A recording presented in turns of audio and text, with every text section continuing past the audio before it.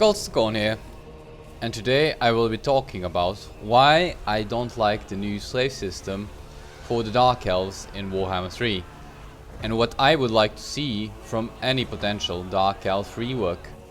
So to put it simply, it's because you have no benefits to having many slaves. And I'm not talking about putting slaves into provinces again, even though I think that was a better system than what we have now. Instead, you simply end up with more slaves in the later stages of the campaign than you can use, which means they keep piling up and giving you public order penalties. The more you expand, the more slaves you acquire. In this campaign, you can see I have 10,000 slaves, and most of them I acquired by simply fighting battles, which is how you will get the majority of your slaves. Now you can spend slaves using dictats, rushing construction, and passively through buildings.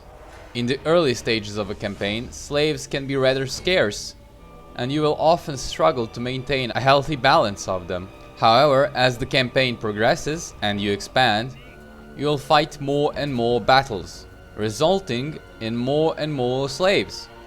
After a certain point, I just find my slave income to be more than I can spend in a reasonable time or in any way that would actually benefit me.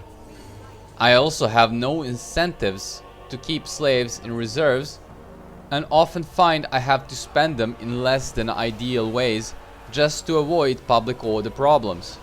The Dark Elves are not a race that takes kindly to having these issues, as they have very few public order buildings, and the biggest public order bonuses you get are at tier 4. This can be rather detrimental on higher difficulties, as you face a bigger penalty to public order, and especially in underdeveloped provinces, where you simply have no way of improving it noticeably. Now there is a dictate that increases your public order in the province.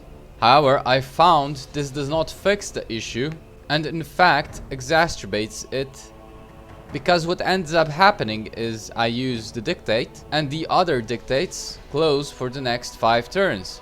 When you do this in most of your provinces, you suddenly remove one of the ways of using up slaves. Rushing construction will only help you so much, as you will run out of money to start constructing buildings before you run out of slaves to rush their construction. Suddenly I find myself in a situation where slaves keep increasing and there is no pressure valve to lower the number of slaves to avoid public order issues. The only way to lower your slaves is to sell them and then rush construction on whatever you can. I find this to be very frustrating, as I feel forced to do something that does not benefit me as much as I would like, just to avoid suffering penalties. If you're enjoying the video thus far, please consider subscribing. Now back to the video. My thoughts on how to fix this issue are probably something most people wouldn't find appealing, as I would like to see more mechanics added to the slave system.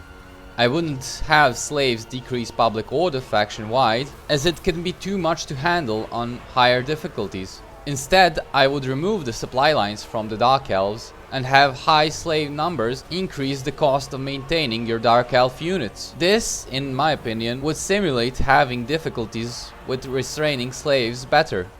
I would also give the Dark Elves unit caps, which would be something in between the Tomb Kings and the Chaos Dwarves, as they would be tied to their Black Ox. What I would do is import Rokat's campaign mechanics to all Dark Elves.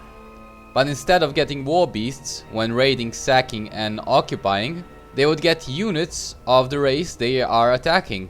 So sacking an empire settlement would get you spearmen, archers, etc. These units would be placed in your recruitment pool and would cost slaves to recruit and maintain. These slave units you will be able to recruit would have the same sort of interaction as Chaos Dwarves and Hobgoblins have with malign authority, or the way Druchii's elven units get the glamour trait, which reduces their combat stats and gives them the expendable trait. Aside from using slaves to have slave units, I think that Black Ox could also be updated so that you could recruit more of them and have to spend slaves to grow them. Growing Black Ox would increase the unit caps. I would also like to see the resource buildings reworked similarly to how the Chaos Dwarfs function, where your resource building would cost slaves to upkeep and would provide a bigger income or faction-wide bonuses. I think these might be good changes and not at all impossible, as the mechanics already exist in the game for all of these things. This way there will be more ways for you to use your slaves with less severe negative consequences, making it more engaging. Now I know that none of these mechanics exist in the tabletop, and most people will be put off by unit caps. But in all honesty, I feel gameplay should sometimes trump lore, because what good is something that is true to the lore, but people don't want to engage with?